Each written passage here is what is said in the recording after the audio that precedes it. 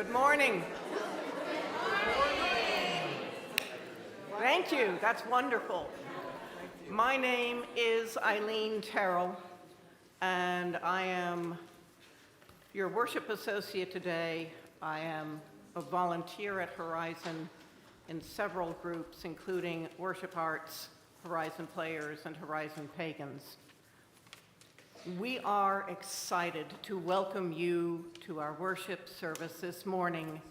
We are so glad to have you with us today, whether you're joining us for the first time or have been with us forever, for longer than you can remember, whether you're joining us in person or virtually. We are so glad that you're here.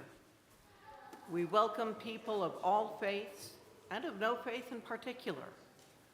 Whoever you are, wherever you are on your journey, you are welcome among us. One brief announcement, a reminder that today, immediately after service, is our congregational meeting. There will be, I think, a brief period to go get snacks in Fellowship Hall. Childcare will be provided, so you don't have to rush and get the children and keep an eye on them during the meeting. But once you have the snacks, please come back so that we can learn all sorts of wonderful things, like who will be on the board as we vote for that, our budget, and our ministerial candidate.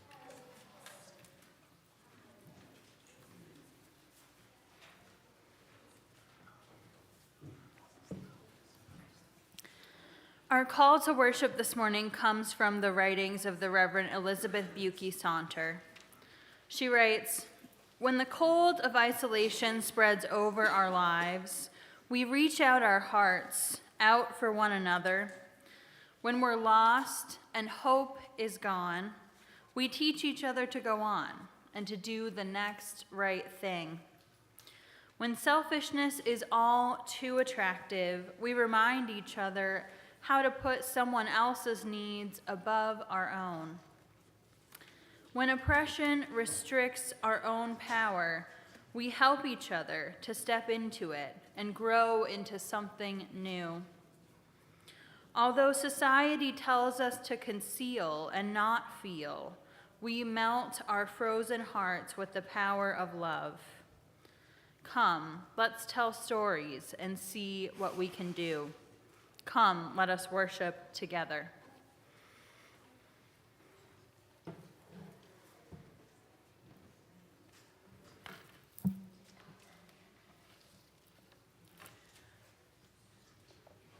Wendell said in The Unforeseen Wilderness, Kentucky's River Gorge, "And the world cannot be discovered by a journey of miles, no matter how long, but only by a spiritual journey, a journey of 1 inch, very arduous and humbling and joyful, by which we arrive at the ground at our own feet and learn to be at home." And now, please join me in saying our affirmation printed in your order of service. Love is the doctrine of our church. The quest for truth is its sacrament, and service is its prayer. To dwell together in peace, to seek knowledge in freedom, to serve humanity in harmony with the earth. Thus do we covenant together. And please join in singing our opening hymn, number 1018, "Come and Go With Me." Rise as you are willing or able to do this.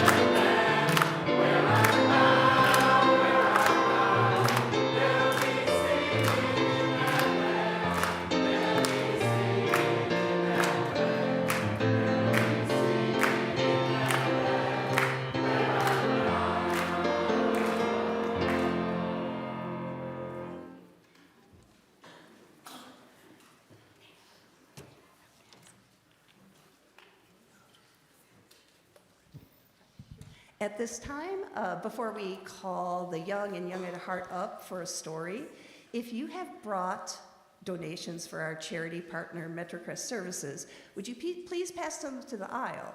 And we will invite the young and young at heart up now for a story, and you can put those donations right there.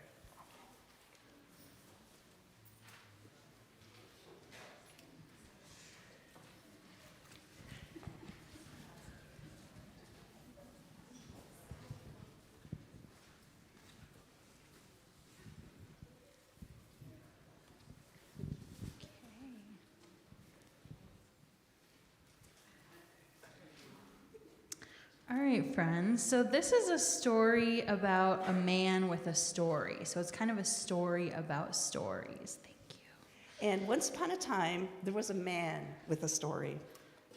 This wasn't any old once upon a time story, not one you could find on a bookshelf or here or around a campfire. This was his story and no one else's. This story had been carefully crafted.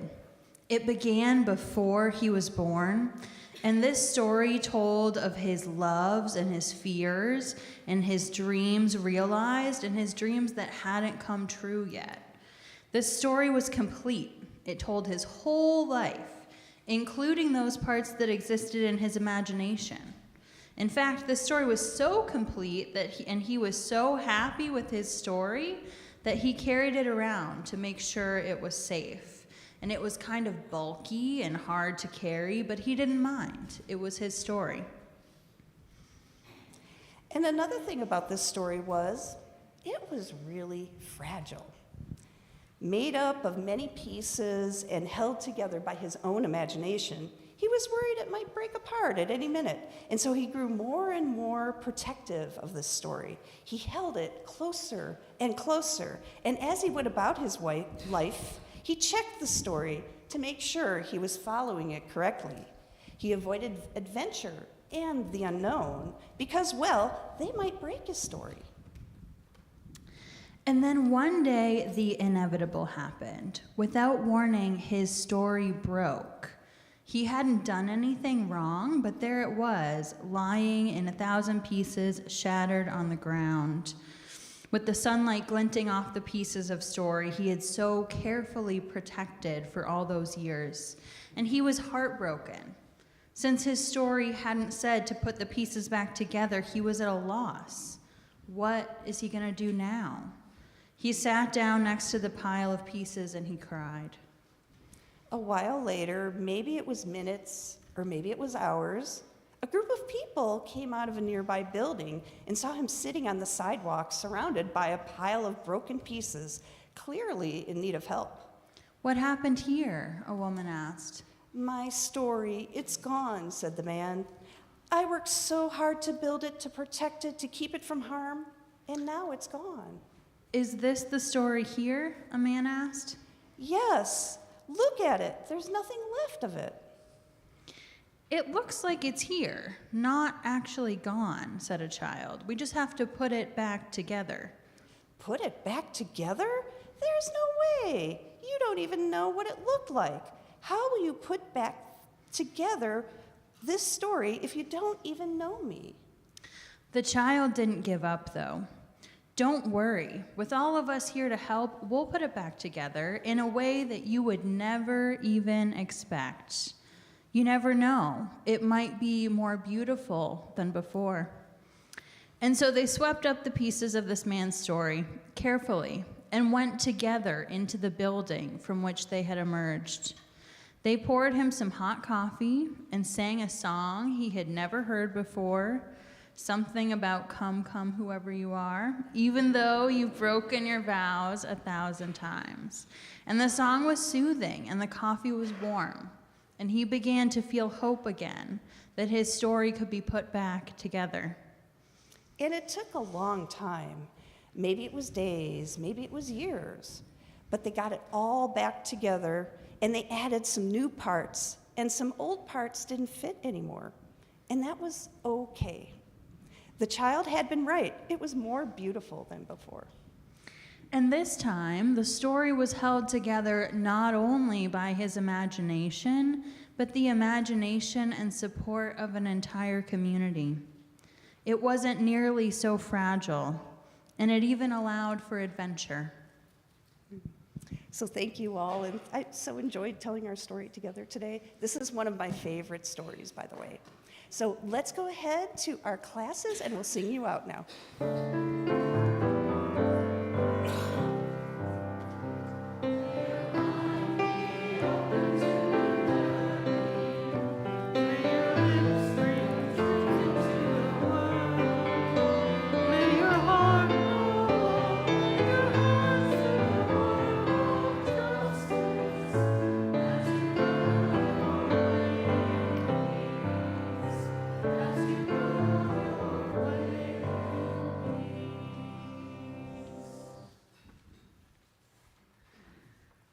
Now we come to the time in our service for the offertory.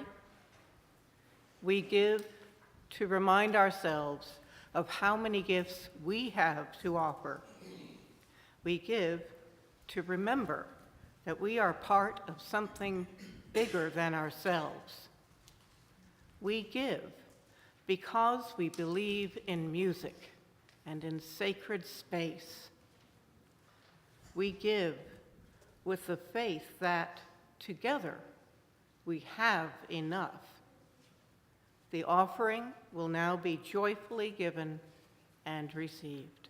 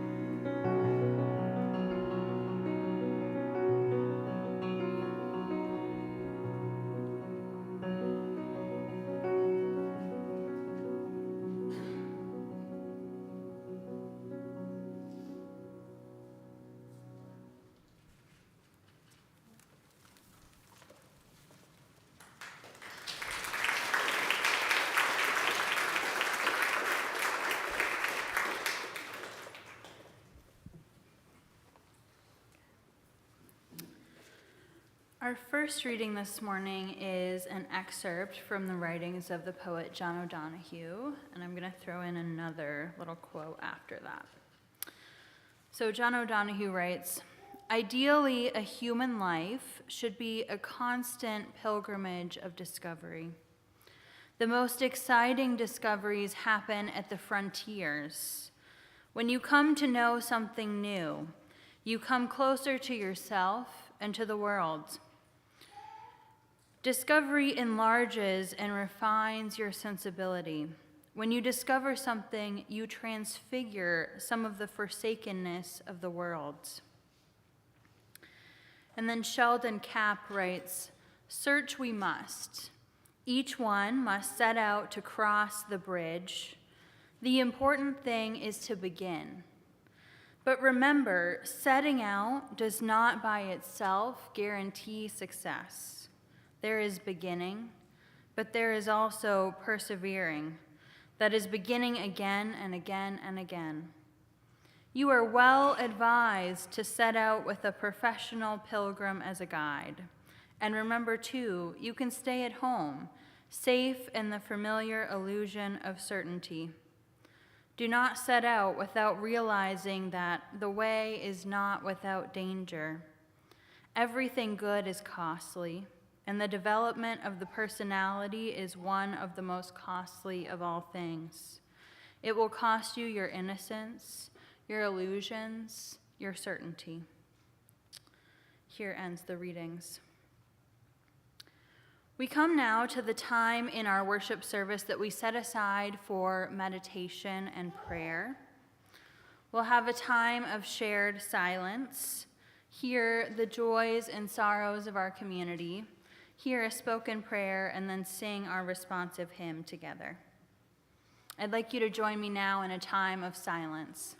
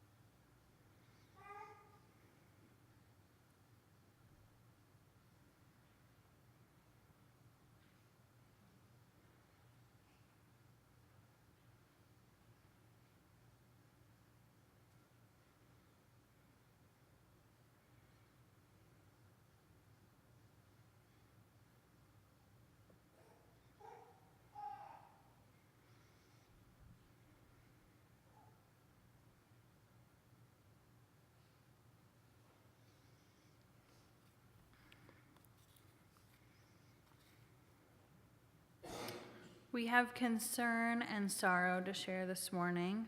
We share in sorrow with Evie Sutton. Her grandmother, Dorcetta Williams, passed away on Wednesday. We share in sorrow. We also share in sorrow with Mary Morris, sorrow and concern. She's recovering from hip surgery, but she's doing well. So we send good thoughts to Mary. We also hold all of the joys and sorrows that are not spoken aloud but are held in our hearts. We hold them in care this morning.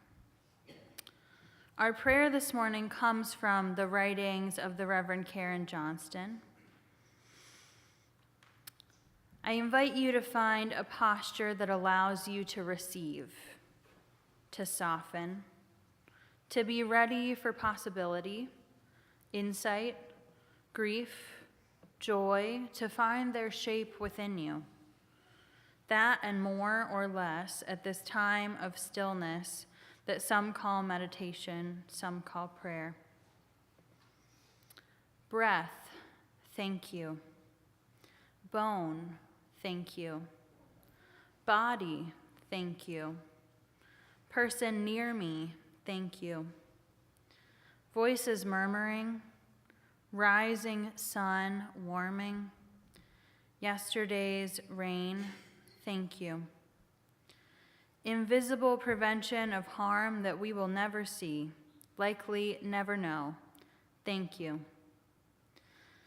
Fear that keeps us safe, thank you, dear sibling.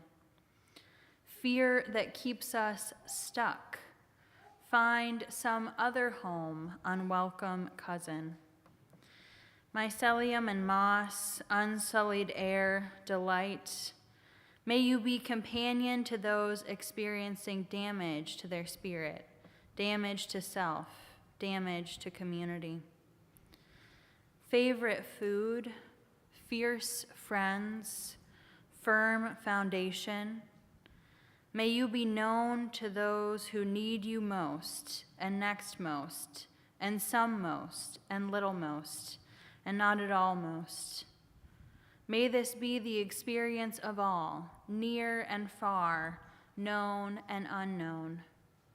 May the vibration of your harvest hope make itself known within you and in ever radiating circles beyond your personal boundaries. May it be so. Amen. I invite us now to join in singing our responsive hymn, Spirit of Life.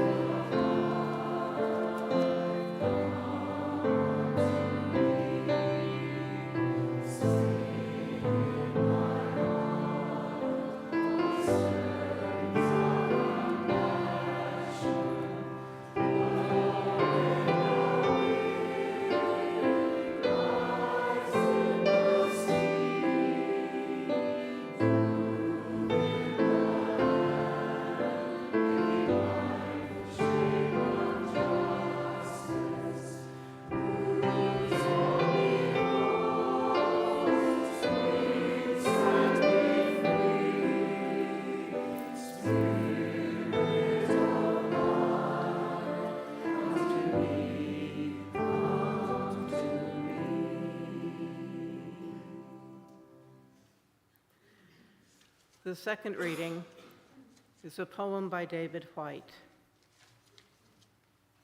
Camino, the way forward, the way between things, the way already walked before you, the path disappearing and reappearing even as the ground gave way beneath you, the grief, apparent only in the moment of forgetting.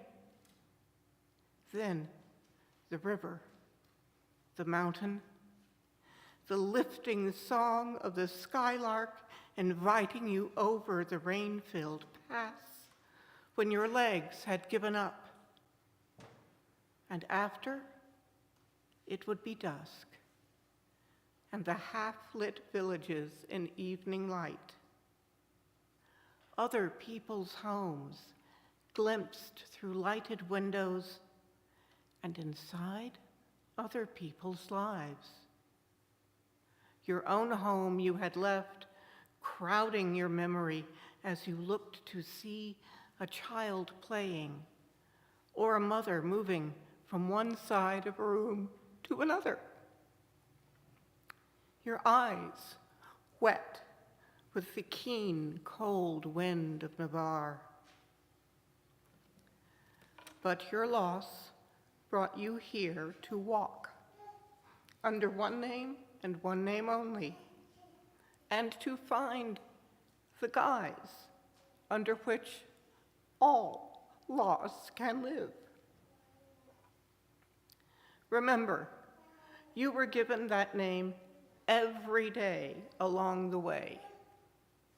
Remember, you were greeted as such, and you needed no other name. Other people seemed to know you even before you gave up being a shadow on the road and came into the light. Even before you sat down with them, broke bread, and drank wine. Wiped the tears windswept from your eyes. Pilgrim, they called you. Pilgrim, they called you again and again. Pilgrim.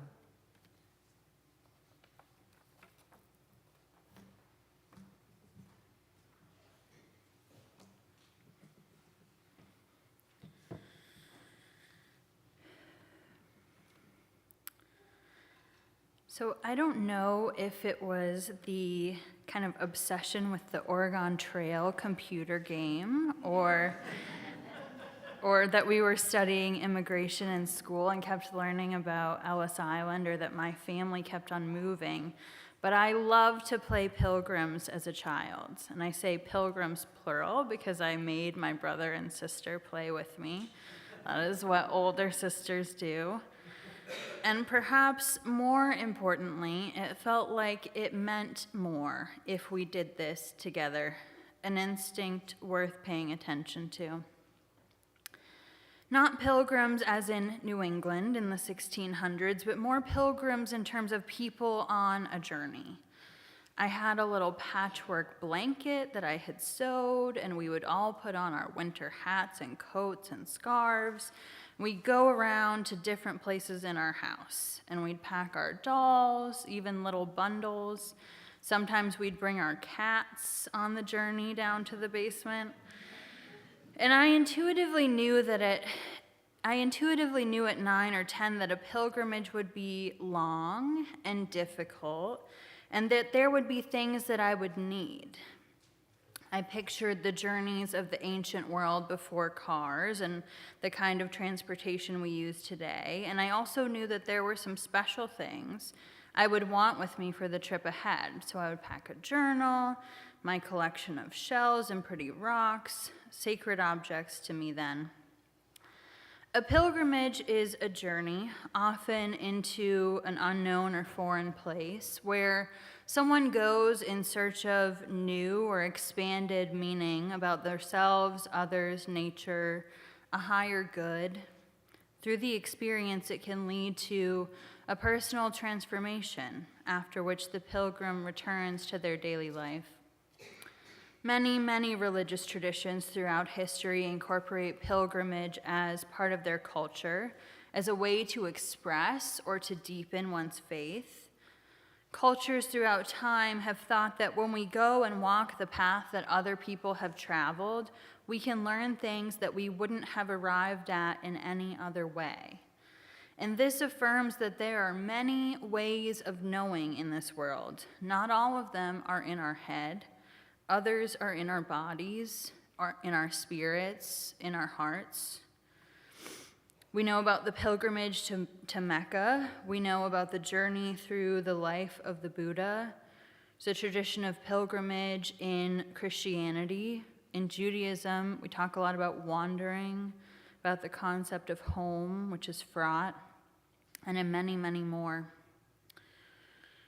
A favorite quote of mine comes from Frederick Buechner, Presbyterian minister and prolific writer, who recently passed, and it was passed on to me by a former mentor.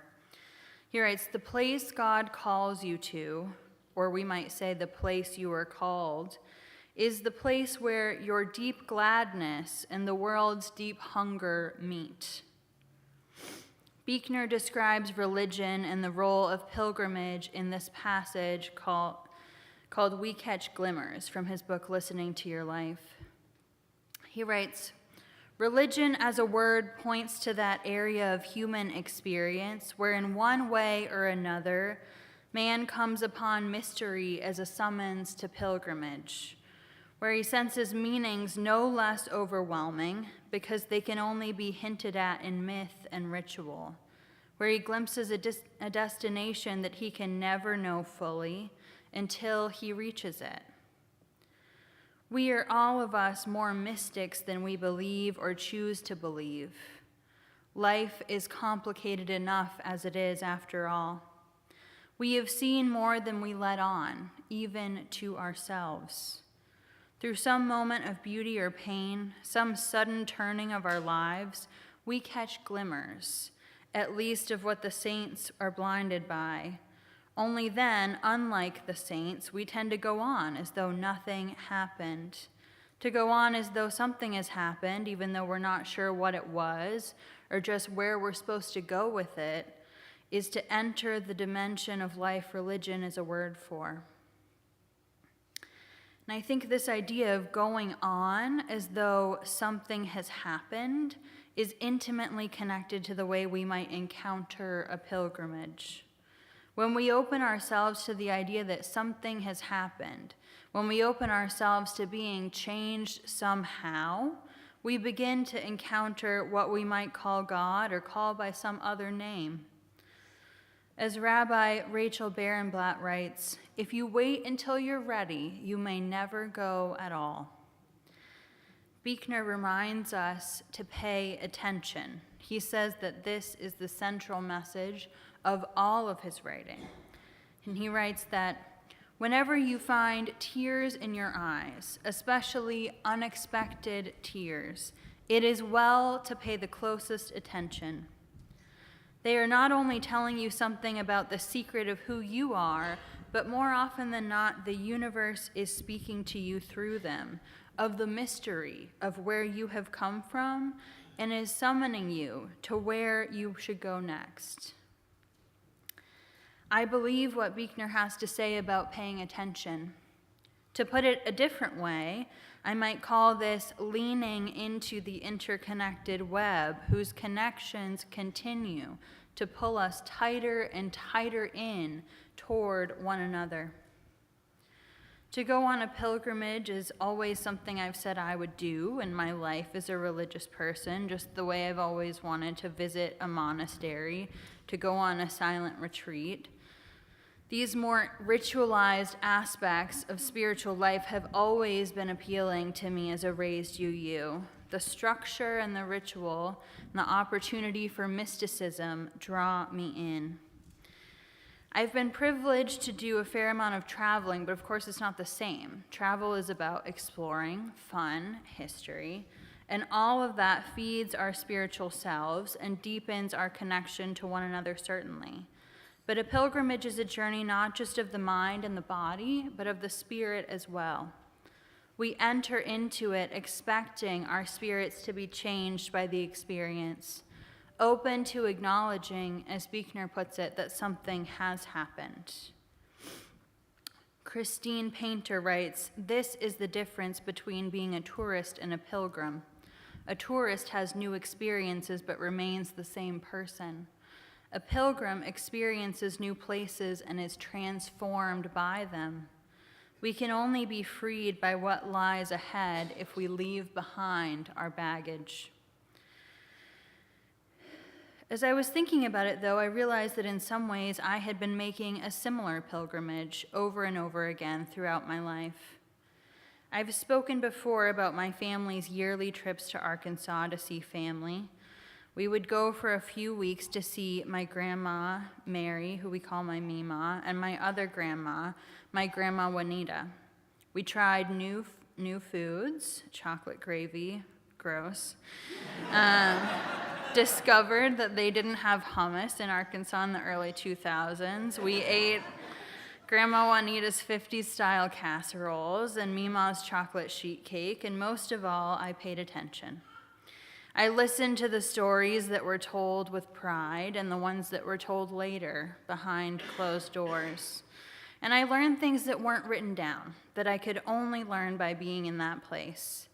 I noticed the way my relatives lived was different from the way we did. I watched my mother journeying to her own mother's grave, collapsing into my dad's arms as the three of us kids laid down our Walmart flowers on her headstone. I listened to my dad, not always one for emotion, as he spoke honestly about how hard it was for him to watch the farms of people he had known and loved start to turn into subdivisions. And I think it's still there, of course, but it's different. We saw Johnny Cash's birthplace, mined for diamonds, drove through the failed intentional communities of the 1930s out in the Arkansas Delta. And every time we went, our trip was different, and I learned about grief as the circle of relatives got smaller. And most of all, that lump in the throat, those tears behind your eyes that Buechner describes were there for me. I knew that this place was a part of me and I was a part of it. And that knowing, it would help me to know myself, especially as a teenager, during that time when you're still trying to learn how to be who you are. Pilgrims, writes Richard Rohr, are persons in motion, passing through territories not their own, seeking something we might call completion, or perhaps the word clarity will do as well, a goal to which only the Spirit's compass points the way. This theme of home, of place, of knowing would continue throughout my life. After graduating college but feeling called to the ministry but also afraid, I finally, after much angst and fear and sadness, decided to move with my parents to Arkansas. And I was fearful of what it would mean, not because I didn't love the place, but because my whole life up until then had been in New England. What would my friends think? I needed a high-paying job in the city to be happy. That was the way I defined success and defined living. It was rooted for me at one time in the milestones that capitalism lays out for us. And it took me until seminary, listening to people who had had that experience, to understand that that wouldn't have been what I needed anyway. And in fact, it never would. Because that's not how I define success now. In fact, I would not be content until I was pursuing my call to ministry, reluctant though I was. And what was funny was that during my time as an adult in Arkansas, especially when I was a full-time volunteer at Heifer Ranch, there was space for me to nurture my spiritual self, to try church on differently, to appreciate the beauty in a sunrise, to name a walk through the pasture as my prayer. I made less money than I ever had before, but I felt like I was less worried about it, more able to meet my needs than I ever had been before. And in many ways, the earth itself was my teacher during that time, and I had to stand somewhere both different and the same to unlock what writer Glennon Doyle would call the knowing that had been there all along. Looking back now, I am proud of the young woman who had the courage to take that leap of faith and see where it took me. But we can't always know these moments when we're in them. We just try to take the next step, to do the next right thing. One of the fundamental commissions of the ministry, writes Tom Owen Towle, is being a pilgrim, a member of the unbroken human caravan who journeys in familiar lands and foreign seas as a wayfarer, trekking to shrines and holy places, as well as locating the sacred right where one resides. Revolutionary pilgrims aren't always on the move. They are both wanderers and dwellers, a people of the way and a people with an address. They may risk countless, bold shifts while remaining committed to the same partner and incarnate radically different versions of ministry while staying in the same profession, even the same village. The pilgrim is a saunterer, literally a holy lander, who treats every step and every piece of turf as a conveyor for holiness. They search, not merely for, but with, their very own stories and struggles, remaining a ready resource for other travelers along the journey.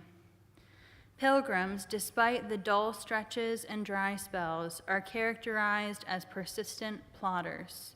They progress. They seek the next horizon. In Pali, the act of making a pilgrimage is described as places someone could see and be moved by.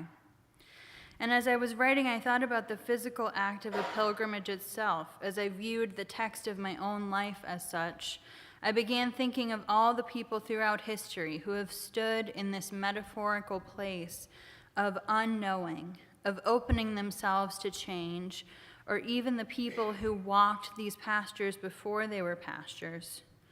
What was life like for them? I always think about this, time stretching back and back and back as far as I can imagine. It's dizzying and scary and thrilling at the same time, and I hold tight and bask in this interconnected feeling, knowing it will flow on long after I am gone. Peter Meyer, in his anthem, Blue Boat Home, calls us kindred pilgrim souls, And at Harvard Divinity School, we use the language, a community of seekers. Whatever the case, we are on the journey together. As Christine Painter says, if entered into mindfully and with a whole heart, each encounter on the road has the potential to transform. The pilgrim returns home not with all the answers. Instead, they receive better questions, questions that bring the pilgrimage experience into daily life and reveal depth in all they see around them. I wonder, if someone were to make a pilgrimage through your life, far, far in the future, what would they be carrying? First, I think for all of us, there's the tendency, as Buechner described, to move on from these moments that grab us as if nothing happened, not to pay attention, to look away because it's somehow easier than acknowledging that something has happened, something has changed, and maybe we don't understand what or why or how. Then, too, we are burdened with the tendency to resist an experience that requires openness to change. One of the most impactful things I've learned in seminary, and of course I've said it many times to you, is that all change means loss of some kind, and with that loss comes grief. And maybe this is the most difficult kind to name because it's not logical. This grief, this lump in the throat, requires us to move from our heads to our hearts.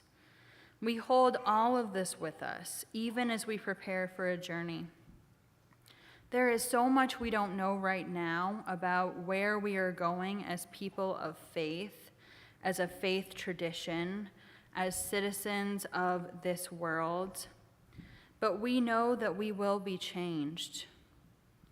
I told so much of the story of my own young adulthood earlier to illustrate that we are also holding societal expectations, even as we might want so badly to cast them off. And as my mom and others have said to me many times before, we live our lives forward, not backward. So we do not know what any of this journey holds. But we do know that we do not shoulder the burden alone. May it be so. Amen. I invite us to rise, either in body or in spirit, and join in singing our closing hymn, number 6.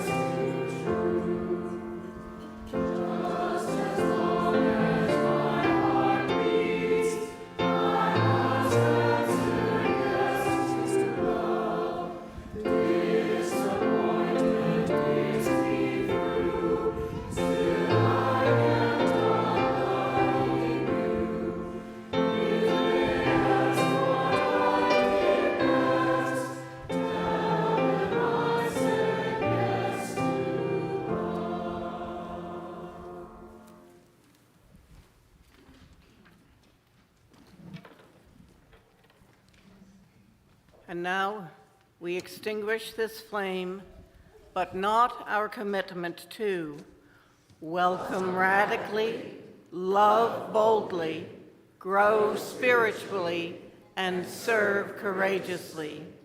This we do because we envision a beloved community filled with compassion, helping all to thrive in a just world.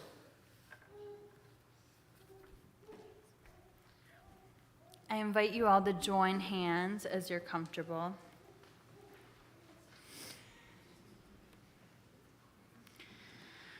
Friends, you are all about to go on a journey of your own, filled with lots of change, and my prayer for you is that your hearts will remain open. Go in peace. So before you run off, we're going to be starting the meeting at 11:45. Members, please make sure you sign in out in the lobby to show you're here so we have a quorum.